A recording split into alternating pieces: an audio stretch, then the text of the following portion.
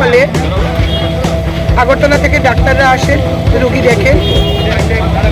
যারাই এখানে ডাক্তাররাই আসেন, দোকানের মালিক তাদের ডিগ্রি সম্পর্কে জানে না, কোনো খোঁজখবর নেয় না, পরিষেবা ভালো থাকে না। আজকে একটি মেয়ে 25 বছরের একজন মহিলা, তার 2.5 বছরের একটা কন্যা সন্তান রয়েছে। তার কিছু সমস্যা নিয়ে গত কিছুদিন যাবৎ ডক্টর টিকে সরকার নামে, তাপস কুমার সরকার নামে একজনকে দেখাচ্ছিল। আজকে তার রুটিন ভিজিট ছিল। সুস্থ মেয়ে, রান্নাবান্না করে খেয়ে দিয়ে ডাক্তারের কাছে এসছে 3:02 কিছুক্ষণের মধ্যেই ডাক্তার তার লাংস থেকে জল বের করবে বলে তাকে কী ইঞ্জেকশন 4-5টা ওষুধ মিলিয়ে তাকে একটা ইঞ্জেকশন দেয়। ইঞ্জেকশন দেওয়ার সাথে সাথে সে তার অস্থিরতা শুরু হয় এবং ডাক্তার বলছে তাড়াতাড়ি গাড়ি ডেকে আনুন।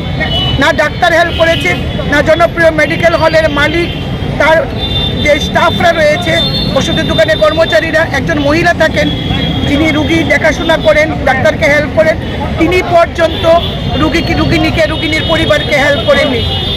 মেয়েটির হাজব্যান্ড টমটম ডেকে পেশেন্টকে কুলে করে বের করতে করতেই সে মারা যায়। হাসপাতালে নিয়ে গেলে বলে ব্লাড ডেড। তারপর ডাক্তার পালিয়ে যায়, সমস্ত রুগী ফেলে ডাক্তার পালিয়ে যায়। এবং জনপ্রিয় ফার্মেসিতে আমি এসে কথা বলি, ওনারা প্রপার কাগজ দেখাতে পারিনি। নিয়ম অনুযায়ী একজন ফার্মাসিস্ট থাকার কথা, যে ফার্মাসিস্ট এখানে রয়েছেন সেটা জনপ্রিয় মেডিকেল হলের মালিকের বাবা, যার বয়স বর্তমানে 85 বছর। কোনো পারছে না, রেজিস্টার মেনটেন করছে না। এই সমস্ত কাণ্ড কারখানা আজকে আমরা দেখলাম।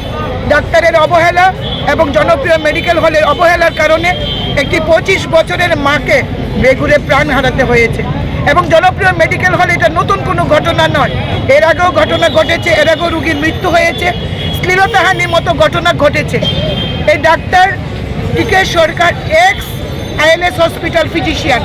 আমি আইএলএস হসপিটালের সঙ্গে কথা বলেছি, বলছে কয়েকদিনের জন্য আইসিইউতে ছিল, তার কোনো ওপিডি, কোনো নলেজ নেই, কোনো হাসপাতালের সঙ্গে জড়িত না, কোনো ক্লিনিক তার নেই।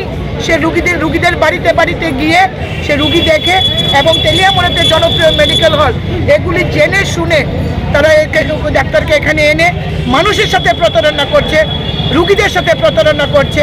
3000 টাকা নিয়েছে এবং কোনো ওষুধপত্র কী লিখেছে সে ওষুধের কাগজ পর্যন্ত সরিয়ে ফেলেছে। আমরা সিসিটিভি ফুটেজ, আমরা পুরোটা সিসিটিভির যা আছে আমরা সেই ডাটাগুলো রেখেছি, পুলিশ সিজ করে নিয়েছে। আমি প্রশাসনের উপর ভরসা রাখি, পুলিশের উপর আমার খুব ভরসা আছে এবং আমি জানি, আমার বিশ্বাস যে নিহতের পরিবার তার সুবিচার পাবে। সঠিক তদন্ত করবেন আমাদের ওসি সাহেব এবং তার এন্টায়ার টিম, সঠিক তদন্ত করে দোষীদের যেন শাস্তি প্রদান করা হয়, এটাই আমাদের ডিমান্ড থাকবে। ম্যাডাম কি বলবেন, যে ট্রিটমেন্টে একটা হসপিটাল